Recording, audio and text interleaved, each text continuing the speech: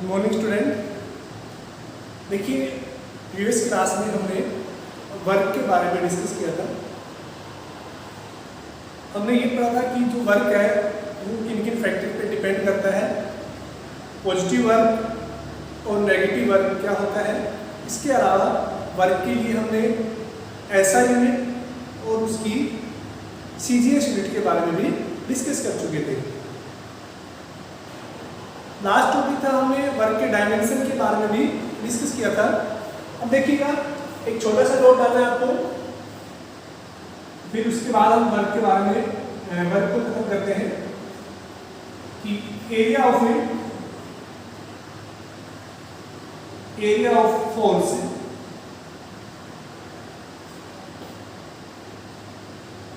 Displacement graph,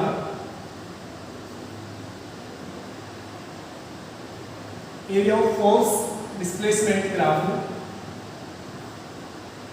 represent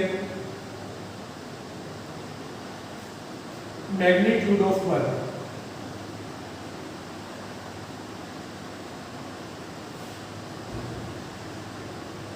यानी अगर force displacement graph का अगर हम एरिया की बात करें, ठीक है, जैसे कि ये कोई ऑब्जेक्ट है, उसके लिए ये F हो गया, ये उसका डिस्प्लेसमेंट हो गया। ये जो ग्राफ है फोर्स डिस्प्लेसमेंट ग्राफ का एरिया,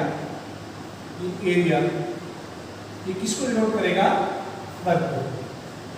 यानी फोर्स डिस्प्लेसमेंट ग्राफ के केस में जो एरिया है वो किसको डिनोट करता है? वर्क को। यानी W है वो किसके बराबर होगा? F/ds। ये किस केस में? For variable force. Variable force means अगर जो फोर्स है उसका मैग्नीट्यूड चेंज हो रहा है, कांस्टेंट फोर्स नहीं लग रहा है, तो हम उसको बाय इंटीग्रेशन सॉल्व करेंगे। इससे रिलेटेड जो न्यूमेरिकल है आप करने की कोशिश कर रहे हैं। अब देखिएगा, नेक्स्ट टॉपिक हम स्टार्ट करते हैं आज का, इसको नोट कर लें। तो जो पॉजिटिव और नेगेटिव वर्क के बारे में आपको बता चुके हैं कि पॉजिटिव वर्क कब होता है और नेगेटिव वर्क कब होता है, ठीक है। अगर कोई भी पर्सन या कोई भी फोर्स ऑब्जेक्ट के डिस्प्लेसमेंट की डायरेक्शन में लग रहा है, यानी ऑब्जेक्ट डिस्प्लेसमेंट, ऑब्जेक्ट मोशन भी उसी डायरेक्शन में कर रहा है, यानी मोशन कर रहा है तो मींस क्या हो रहा है उसके अंदर? डिस्प्लेसमेंट। यानी मोशन की डायरेक्शन या डिस्प्लेसमेंट की डायरेक्शन में अगर फोर्स लगता है उस केस में थीटा की वैल्यू कितनी हो जाती है? 0 डिग्री। इसलिए हम क्या बोलेंगे? वर्क कैसा होगा? पॉजिटिव। अगर डिस्प्लेसमेंट डायरेक्शन इधर है तो फोर्स की डायरेक्शन अपोजिट लग रही है, उस केस में थीटा कितना हो जाएगा? 180 डिग्री। इसलिए वर्क कितना होगा? नेगेटिव वर्क होगा, क्योंकि cos 180 की वैल्यू कितनी होती है? -1। अगर डिस्प्लेसमेंट इस डायरेक्शन में, अगर फोर्स है वो इस डायरेक्शन में परपेंडिकुलर लग रहा है, यानी डिस्प्लेसमेंट और फोर्स है वो एक दूसरे के परपेंडिकुलर है, ठीक है, उस केस में थीटा कितना हो जाएगा? 90 डिग्री हो जाएगा। और cos 90 कितना होता है? 0। यानी जब डिस्प्लेसमेंट के परपेंडिकुलर वर्क लगता है, फोर्स लगता है, उस केस में बॉडी के ऊपर किया गया वर्क कितना होगा? 0 होगा। क्लियर? अब देखिएगा, नेक्स्ट हम बात करते हैं work done for pulling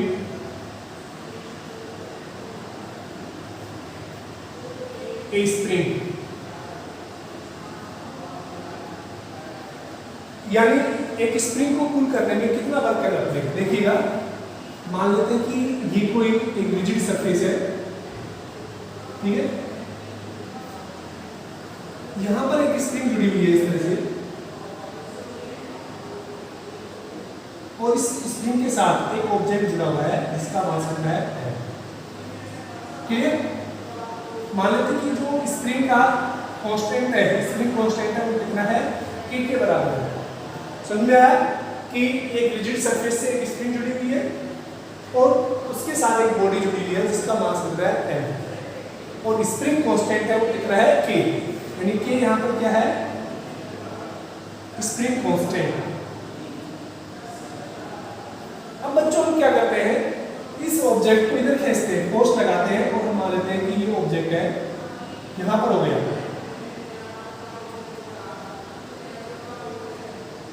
force है, एफ लगाया हमने इस बॉडी के ऊपर, एफ फोर्स से हमने इसको इधर पुल किया, तो आपको पता है इस स्प्रिंग के अंदर स्ट्रेच आएगा और वो स्प्रिंग वापस से रिस्टोर होने की कोशिश करेगी। तो हमने मान लिया कि यहाँ से यहाँ तक हमने उसको एक्स डिस्प्लेस किया है। कितना डिस्प्लेस किया हमने? एक्स डिस्प्लेस, ठीक है ना। तो मैं लिख देता हूँ, let us consider a body of mass m connected with a spring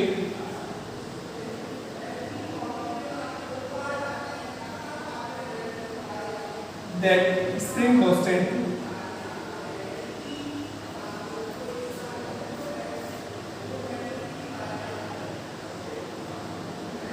is k। उसका स्प्रिंग कांस्टेंट कितना है?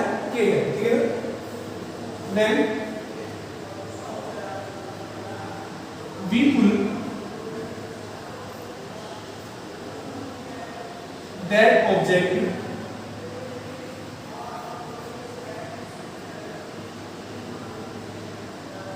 by a force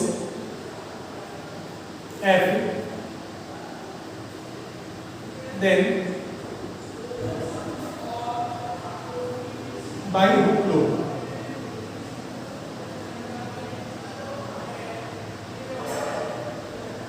Hooke law से तो फोर्स है वो कितना हो जाएगा? माइनस के एक्स। कितना हो जाएगा बच्चों? माइनस के एक्स। क्लियर? यानी ये जो फोर्स है ये कितना हो जाएगा? माइनस के। माइनस क्यों है? यहाँ पर के क्या होता है? स्प्रिंग कांस्टेंट होता है। डिस्प्लेसमेंट और फोर्स है वो एक दूसरे के अपोजिट होते हैं। ये फोर्स इधर के लग रहे हैं तो इसको वापस से खींचने की कोशिश करेंगे, रिस्टोर फोर्स बोलते हैं उसको, ठीक है ना। Okay, so work done by moving object by a small distance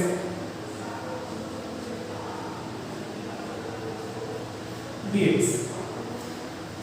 देखिएगा अब हम इसको हल्के से डिस्प्लेसमेंट करते हैं, कितना? dx। शुरू में हम इसको थोड़ा सा डिस्प्लेस करते हैं, मान लेते हैं ये डिस्टेंस कितनी है? dx है। अब dx डिस्प्लेसमेंट करने में हम मान लेते हैं कि जो स्मॉल वर्क है वो कितना है? dw है। dw इसके बराबर हो जाएगा F बटे dx। यानी यहां पर जो स्मॉल वर्क dw है वो किसके बराबर होगा? F बटे dx, यानी small distance dx। So work done by displacing x, यानी अगर हम x से डिस्प्लेस कर रहे हैं, कितना डिस्प्लेस कर रहे हैं फाइनली? x, तो उस केस में वर्क कितना होगा? तो w इक्वल टू यहां से हम लिख सकते हैं माइनस के एक्स dx। यहां से 0 से लेकर हम कहां तक कर रहे हैं उसको डिस्प्लेस से x तक। क्लियर? या फिर w इक्वल टू कितना हो गया? माइनस के कांस्टेंट हो गया x स्क्वायर अपॉन 2, 0 से और x तक। तो जो x स्क्वायर अपॉन 2 कहां से आया? बता सकते हो? अरे x dx का अगर हम इंटीग्रेशन करेंगे तो x की पावर n का इंटीग्रेशन कितना होता है? x की पावर n+1 अपॉन n+1। तो यहाँ पर x की पावर कितनी है? 1 है। x की पावर 1+1 यानी 2 हो गया अपॉन n+1 यानी ये वापस 2 हो गया। तो यहाँ पर जो वर्क है वो w कितना हो जाएगा? माइनस के x square upon 2। Upper limit करेंगे, लोअर लिमिट 0 है तो भी करेंगे। तो ये क्या होता है? किसी भी स्प्रिंग को पुल करने में जो किया गया वर्क है उसको नोट कीजिए इसको ऐसे कैसे, ठीक है।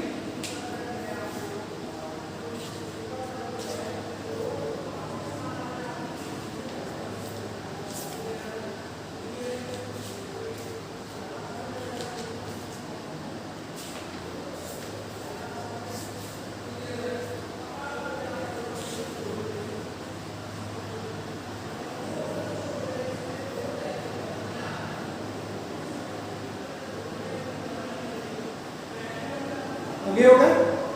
नहीं हुआ तो इसको पॉज करके आप कीजिए। देखिए बच्चों, नेक्स्ट हम डिस्कस करते हैं conservative and non conservative force. Clear? काफी इजी चैप्टर है, थ्योरेटिकली है, इसमें इतनी ज्यादा वैल्यूएशन नहीं है। ये जो टॉपिक है कंजर्वेटिव और नॉन कंजर्वेटिव, ये भी बिल्कुल थ्योरेटिकल टॉपिक है, ठीक है ना?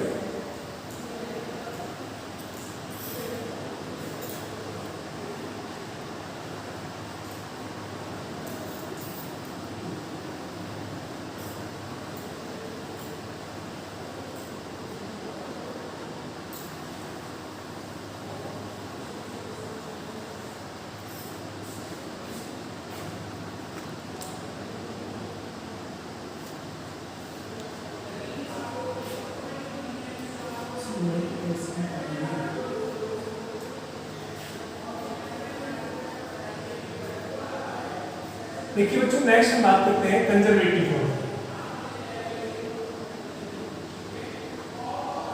कंजर्वेटिव फोर्स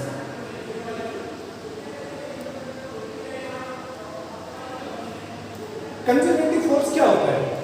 देखिएगा, मान लीजिए कि आप ए से चलते हैं, एक बिंदु ए से चलना स्टार्ट किया आपने और आप बिंदु बी पर जाना चाहते हैं। कहां पर जाना चाहते हैं? बिंदु बी पर। अब देखिएगा, पहला आप ये है, आपने इस तरह से चला, ये मानते हैं फर्स्ट पार्ट है, ठीक है ना? आप इधर से घूमते हुए ऐसे गए। दूसरा पार्ट क्या है? स्ट्रेट यहां से बी तक गए, ये पार्ट क्या हो गया? सेकंड। और तीसरा क्या है? आप ए से बी इस तरह से घूमते हुए गए काफी लॉन्ग, ये थर्ड पार्ट हो गया। यानी आप ए से बी तीन रास्ते से गए। पहला रास्ता कौन सा है? ए से बी आप इस तरह से गए, दूसरा ए से बी आप बिल्कुल स्ट्रेट, और तीसरा आपने बहुत लंबी डिस्टेंस ट्रैवल करके गए। अब देखिएगा, आपने कुछ डिस्प्लेसमेंट क्रिएट किया है और फोर्स भी लग रहा है। यानी आप सोचिए, देखिएगा यहां पर एक पर कोई बॉक्स रखा हुआ है, ठीक है ना? आपने उसको धक्का मारते हुए इस डायरेक्शन से ले जाके और बी पर जाके छोड़ दिया। क्लियर? दूसरा क्या है? आपने उसको धक्के मार के सीधा बी पर ऐसे ले गए। और तीसरा तरीका क्या है? आप उसको इस तरह से ले जाके और बी पर ले जाके छोड़ दिया। यानी ए से बी तक जाने में आपने तीन पाथ ट्रेवल किए हैं, ठीक है ना? फर्स्ट वाला, सेकंड वाला और थर्ड वाला। यानी किसी भी वस्तु को आप ए से बी लेके जा रहे हैं तो आपने उसको तीन रास्ते से धक्का मार के लेके गए, ठीक है? अगर हम बात करें वर्क की, अगर फर्स्ट पाथ का जो वर्क है, सेकंड पाथ का वर्क है और थर्ड पाथ का जो वर्क है, अगर वो सेम है, उस केस को हम क्या बोलते हैं? कंजर्वेटिव फोर्स, ठीक है ना? देखिए कंजर्वेटिव फोर्स क्या होता है? एक conservative force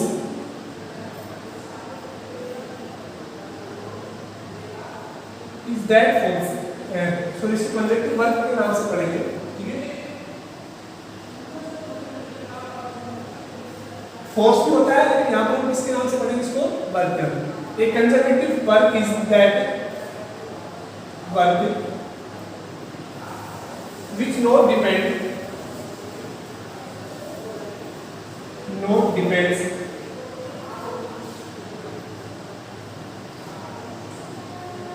on the path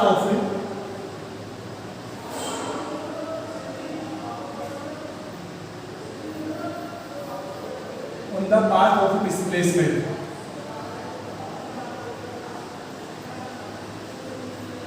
यानी कंजर्वेटिव वर्क क्या होता है कि वो पाथ पर डिपेंड नहीं करता है, ठीक है? यानी अगर आप W1 से वर्क लेके गए और W2 से आपने जो वर्क किया वो W3 से वर्क किया, वो तीनों केस में अगर सेम है, देखो डिस्टेंस सेम क्यों है? ए से और बी तक लेके गए आप, ठीक है ना? ये आपने पाथ चाहे कितने चला हो, लेकिन ये क्या है? डिस्टेंस है। लेकिन आपको बताया कि जो वर्क है वो किस पर डिपेंड करता है? डिस्प्लेसमेंट पर, ठीक है ना। तो चाहे आप इस ऐसे भी गए इस तरह से, या इससे गए या फिर इससे गए, तीनों केस में डिस्प्लेसमेंट क्या है, सेम है। तीनों केस में डिस्प्लेसमेंट सेम होने से वर्क क्या होगा, सेम होगा। उसको हम क्या बोलते हैं, कंजर्वेटिव वर्क, ठीक है। दूसरी डेफिनेशन क्या होती है, जो ठीक है फोर्थ है, in case of conservative force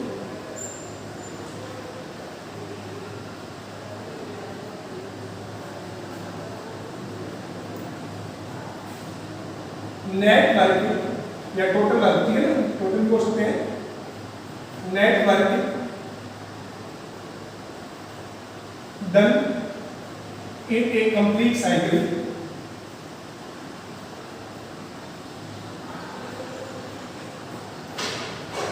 is zero. यानी अगर हम कंप्लीट साइकिल की बात करें, ए से बी आए और बी से ए आए, तो उस केस में आपको पता है कंजर्वेटिव फोर्स है वर्क के केस में जो नेट वर्क है वो क्या होगा, जीरो होगा, ठीक है ना। यानी जितना जाने का वर्क और वापस आएंगे तो नेगेटिव वर्क हो जाएगा, तो वो क्या हो जाएगा, जीरो।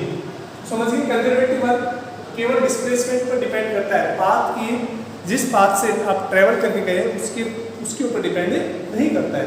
क्लियर, नोट कीजिए इसको।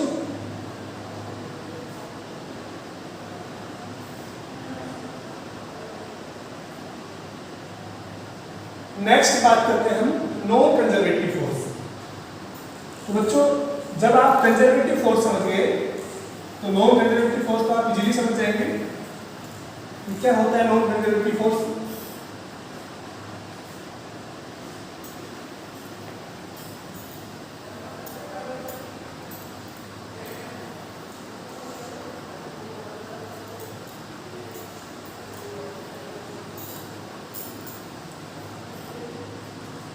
देखिएगा नॉन कंजर्वेटिव वर्क या नॉन कंजर्वेटिव फोर्स क्या होता है, कि वर्क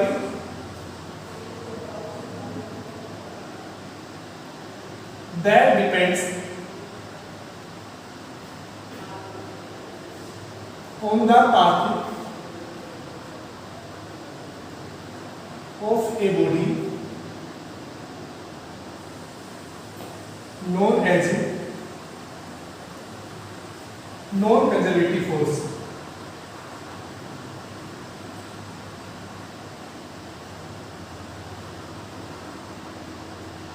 ठीक है ना। अगर वर्क है वो पाथ पर डिपेंड करता है, अभी हम आगे पढ़ेंगे इनको डिटेल से कि नॉन कंजर्वेटिव फोर्स का कौन से होते हैं, कंजर्वेटिव वर्क या कंजर्वेटिव फोर्स कौन से होते हैं, ठीक है। तो आप अभी तो याद रखिएगा कि जो पाथ पर डिपेंड करता है उसको हम क्या बोलते हैं, नॉन कंजर्वेटिव फोर्स। सेकंड अगर हम बात करें कि in non conservative force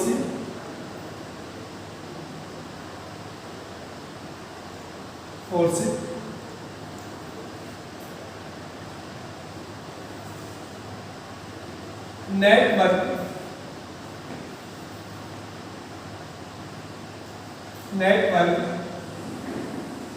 of a complete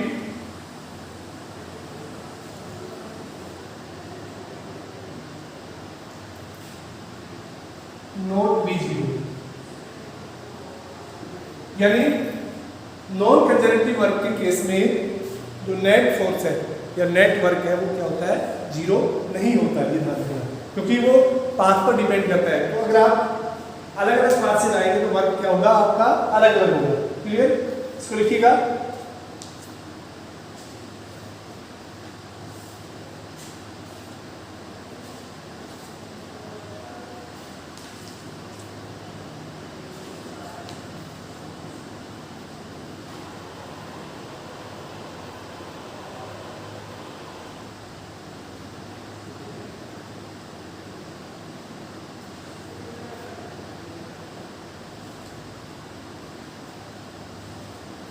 हो गया नोट, लिखिएगा। नेक्स्ट टॉपिक हम बात करते हैं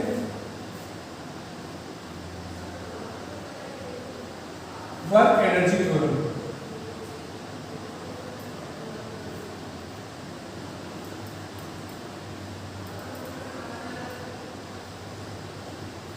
ठीक है, तो बच्चों वर्क एनर्जी थ्योरम है वो क्या होती है, देखिएगा। मान लेते हैं कि इसके पास कुछ काइनेटिक एनर्जी है, ये किसी भी velocity v I initial velocity से मूव कर रहा है, तो इस केस में इसके पास जो इनिशियल काइनेटिक एनर्जी है वो कितनी होगी, हाफ mv²। ठीक है। अगर आपने इसके ऊपर एक फोर्स लगाया और उस फोर्स की वजह से इसकी जो वेलोसिटी चेंज होगी वो कितनी होगी, vf होगी, यानी फाइनल वेलोसिटी होगी। उस केस में इसकी जो फाइनल काइनेटिक एनर्जी है वो कितनी हो जाएगी, हाफ mv², ये इनिशियल और ये फाइनल। क्लियर। तो वर्क एनर्जी थ्योरम क्या कहती है कि किसी भी बॉडी पर किया गया कार्य किसके बराबर होता है, चेंज इन काइनेटिक एनर्जी, यानी उस बॉडी की काइनेटिक एनर्जी में चेंज के बराबर होता है। इसी को क्या बोलते हैं, वर्क एनर्जी थ्योरम। तो मैं यहां पे लिख रहा हूं,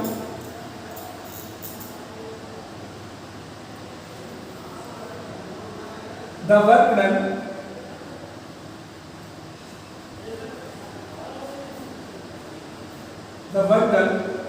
on any body is equal to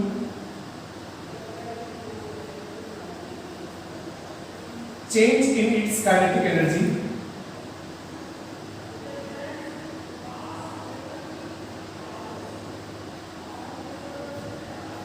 known as work energy theorem।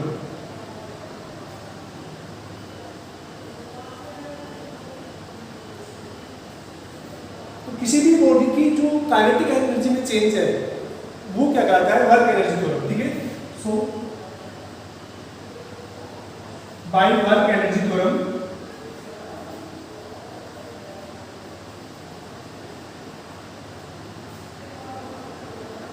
Work equal to कितना हो जाएगा, चेंज इन काइनेटिक एनर्जी, यानी W इक्वल टू कितना हो जाएगा, final kinetic energy minus initial kinetic energy. ये होता है वर्क एनर्जी थ्योरम। क्लियर बच्चों। इसको आप ऐसे लिख सकते हैं कि W equal to half mv² final minus half mv² यानी इनिशियल। ये भी क्या होगा, kinetic energy, work energy theorem का प्रॉपर फॉर्म। ठीक है। इसको नोट कीजिए। आज के लिए इतना ही। कल की क्लास में हम काइनेटिक एनर्जी और पोटेंशियल एनर्जी के बारे में डिस्कस करेंगे। अगर इसमें कोई टॉपिक समझ में नहीं आता है तो आप दोबारा पूछ सकते हैं और इससे रिलेटेड न्यूमेरिकल करने की कोशिश करना। आज के लिए इतना ही। Thank you.